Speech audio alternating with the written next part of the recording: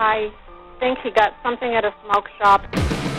He's just wild. He's just out of control. This drug is like a bucking bronco. It will bury you. It will put your life in the dirt. It is so potent and so dangerous, you can't put a saddle on it. Burton Ritchie, producer of Heretic Films. I think he is buying respectability. He's hobnobbing with the rich and famous. He's making films with no care in the world while all these people are dead. So this is a large-scale criminal enterprise. I will never be a grandmother. I lost my only son. There's no such thing as closure. That's a myth. You deal with it every day. It feels like I've lost a piece of myself when my son died. We're looking at hundreds of thousands, if not millions of dollars in illegal activity. We need to make the punishment more serious. I'm going to choose to assert my Fifth Amendment rights in regards to that question. I have a whole family that's devastated, a community that's devastated, and I'm only one of many.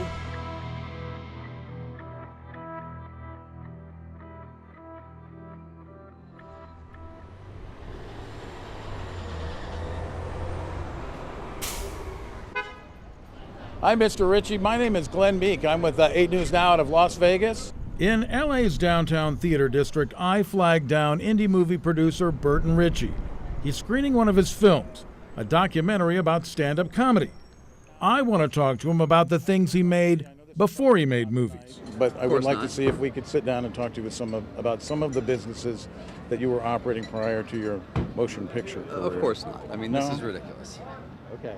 What Burton Ritchie produced before he produced films could put him in prison for 2 decades, including hundreds of pounds of product manufactured right here in this Las Vegas warehouse.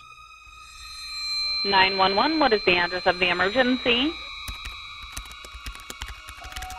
My grandson is, he's had a mental problem, and he took something, we don't know what, and he's quite violent, and he needs transport to the hospital. I think he got something at a smoke shop in Ashland or Medford today, someplace. We don't know what he took. He's not coherent enough to let us know what he took. And my mother yelled up the stairway, "Shelley, there's something very, very wrong. Something's the matter with Carl."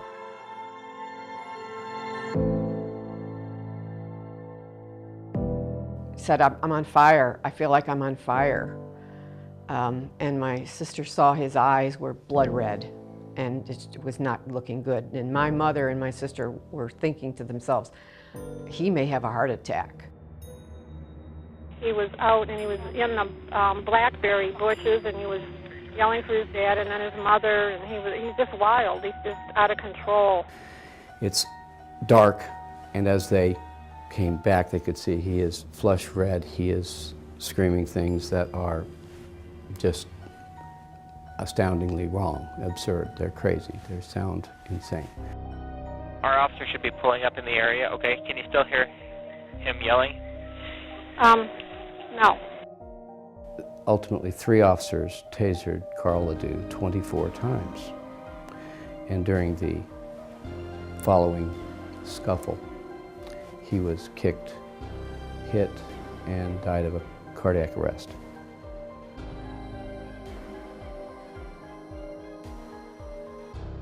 All 3 officers were laying on top of him, and he pretty much pushed up on him, about 600 plus pounds with no problem. I think you can only take so much between the drug and being tasered. His body gave out finally. There's no such thing as closure.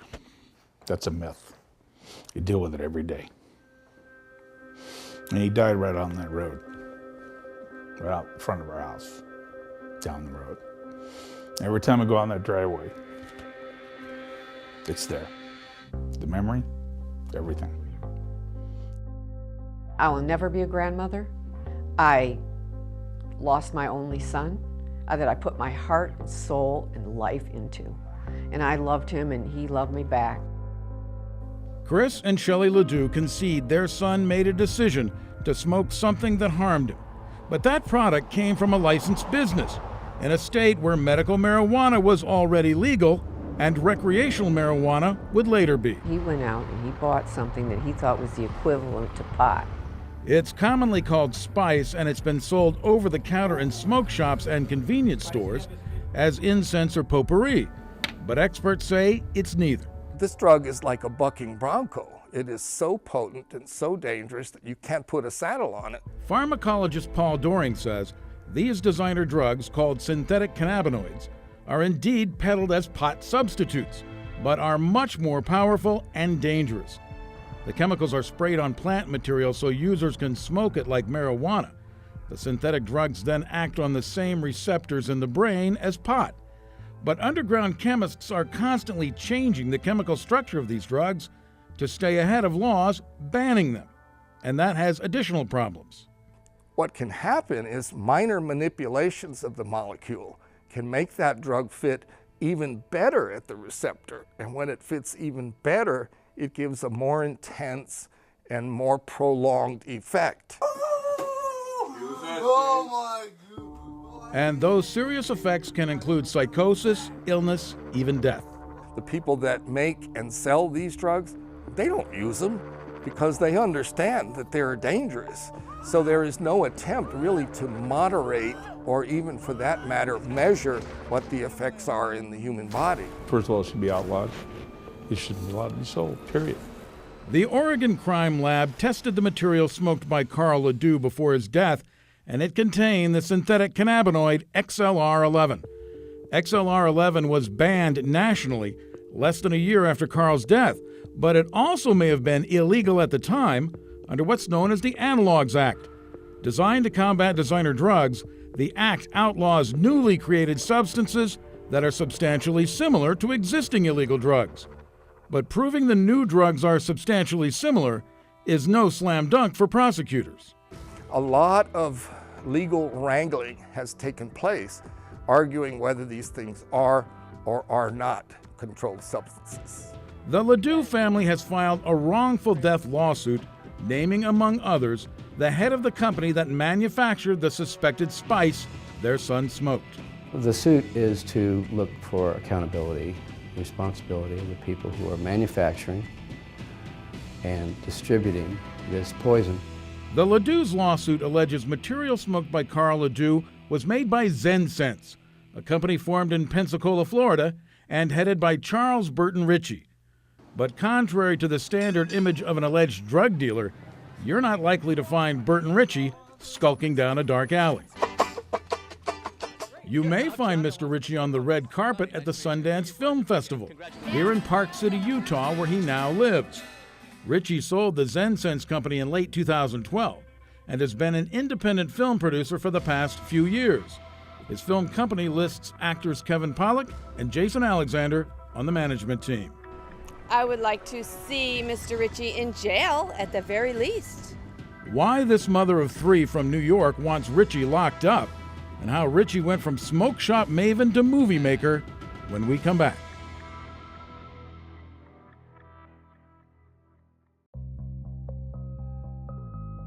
Hi, how are you doing? I'm Jason with the Pretentious Film Ritchie, producer of Heretic Films. Awesome.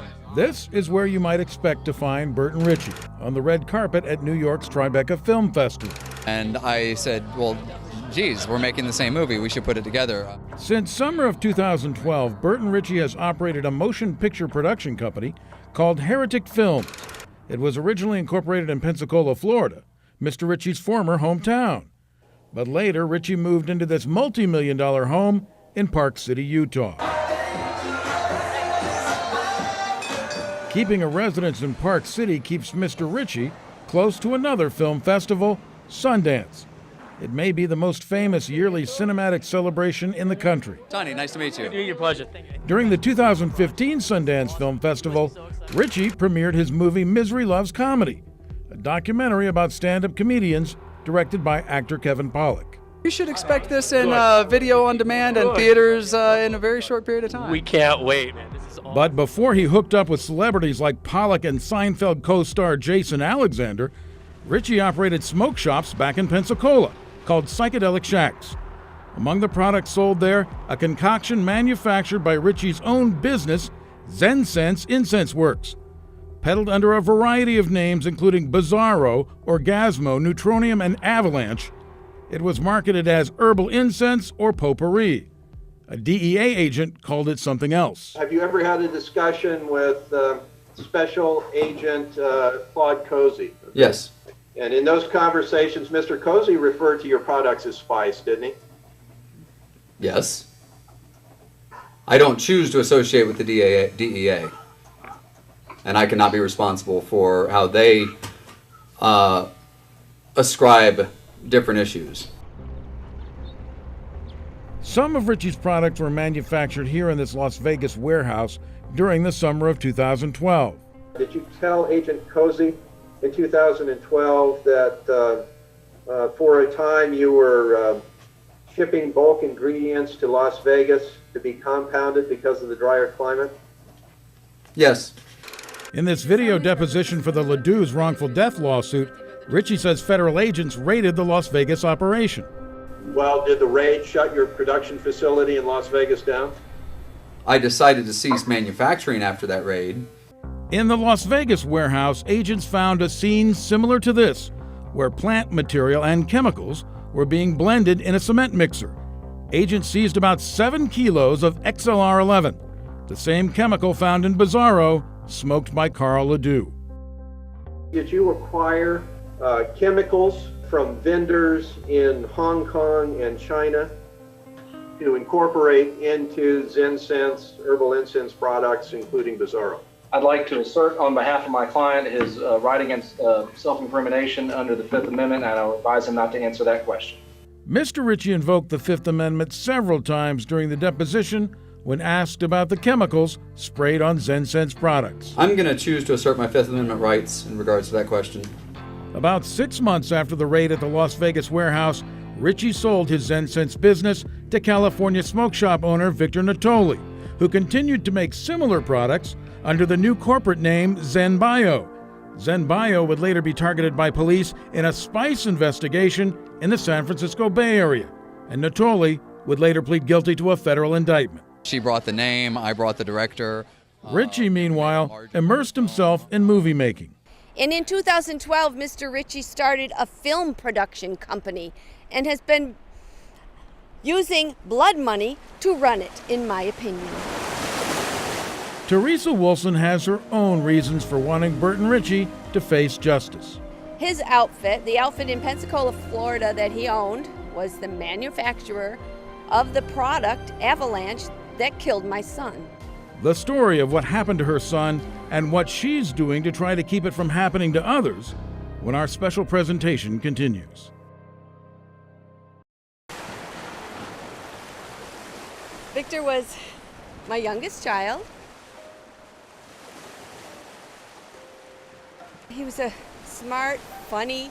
He was the type of person that would come over and make you smile if you were down. He was very family-oriented. We did a lot of things with the family. He was just a great overall kid. He didn't really get into trouble. He was going to go into law enforcement. Victor Wilson never made it to a law enforcement academy. In August 2012, he developed a habit of smoking spice. He and a younger friend went to an Oswego, New York smoke shop the day Victor died. And Victor was 19, so he went into this store and bought a little package of Avalanche. They went to the lake and smoked it, and then they went swimming, and he didn't get very far in the water. He started having bad reactions. His hands were flagging like he was in trouble in the water. And a passerby saw that and called 911. They did pull his body out of the water. He was brought to the emergency room. The only thing in his system was this synthetic drug. I have never personally watched nor have personal knowledge of anyone ever having smoked my products. But it's been reported to you that people have smoked your products, correct? It's been reported to me that they have. I've got a lawsuit right here from you stating so, alleging so. ZenSense CEO Burton Ritchie claimed in a deposition for the Ledoux wrongful death lawsuit that he'd only received 3 or 4 reports of people smoking his products during the time he made them. Adverse reactions in those cases, he said, came from substances other than his. We were always the scapegoat when in fact they had been using heroin or methamphetamine or actual illegal substances and didn't want to confess. But Teresa Wilson maintains it was a designer drug sold openly in a smoke shop that led to her son's death. I was outraged. How could this happen? How could they put deadly chemicals on the shelf? All in favor? Aye. Officials in Oswego, New York took steps to close down shops that sell synthetic cannabinoids, in part because of Teresa Wilson. She launched a crusade to educate parents and politicians about the dangers of designer drugs. We need to take a second and third step. We need to make the punishment more serious. It feels like I've lost a piece of myself when my son died. Her son's death prompted Wilson to file her own wrongful death lawsuit, naming ZenSense and Burton Ritchie. I think he is buying respectability. He's hobnobbing with the rich and famous. He's making films with no care in the world while all these people are dead. The Nazis got me again. Coming up, the last place on earth, literally, where investigators brought federal charges against a head shop owner.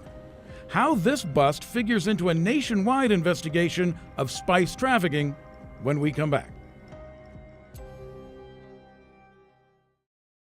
Do you have anything to say, Jim? The Nazis got me again. Jim Carlson was arrested at the last place on earth. That was the name of his head shop in Duluth, Minnesota. You want to try facing court? What'd they say, Jim? Yep. What'd they say? It's legal. But police disagree with Carlson about the legality of many items he sold, among them Bizarro and other brands of alleged spice. His last place on earth was just one of many interconnected businesses in a nationwide federal investigation of spice. According to court records, Carlson's Duluth store bought spice from Zen Bio in Millbrae, California. Zen Bio had a call center in Robertsdale, Alabama, where 6 people were indicted on spice-related charges. Among them, Travis Gross, who's accused of providing plant material to Zen Bio to make spice. He was also accused of illegally importing the designer drug XLR11 from China. What we're looking at here is we have a large-scale criminal enterprise that was involved in illegally importing material from China, then repackaging it, distributing it throughout the country, and then illegally laundering those proceeds. Homeland Security's Brian Cox is speaking only about the Travis Gross case, but Gross has also been linked to indie film producer Burton Ritchie, whose company ZenSense is alleged to have produced tons of spice. He was a vendor. What was he a vendor of? Raw botanical products. Court records accuse Mr. Ritchie of running a spice-making operation in this Las Vegas warehouse that produced 200 kilos of product a week in June and July of 2012. Investigators say in that time, they tracked $1.5 million into a ZenSense bank account. The wages of spice are staggering. Listen to Jim Carlson after cops confiscated suspected spice from his shop.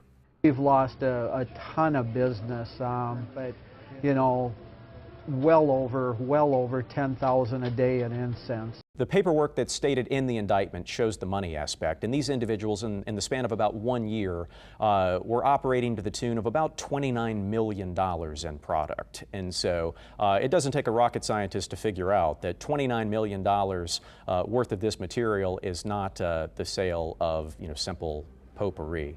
The price that this goes for, the places that this material was sent to for sale, very clear that this was designed for human consumption, intended for human consumption. Every single time that there was an allegation of my product having been smoked by someone, it turned out to in fact be false.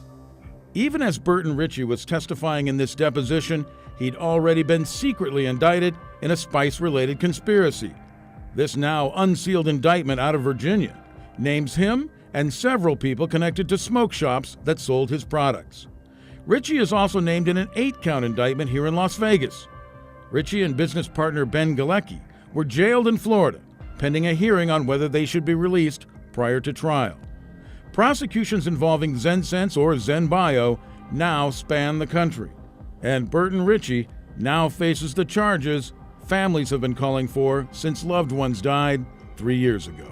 It is misery. That's a good way to put it. That's exactly what it is. I have a whole family that's devastated, a community that's devastated, and I'm only one of many.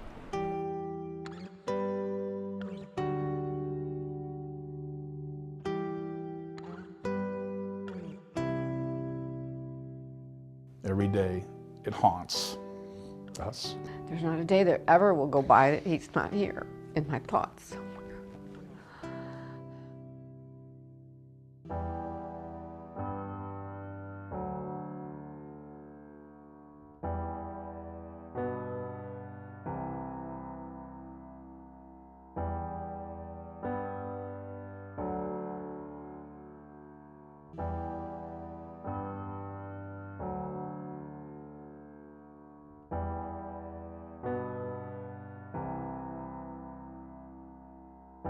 We shipped sometimes hundreds of packages a day.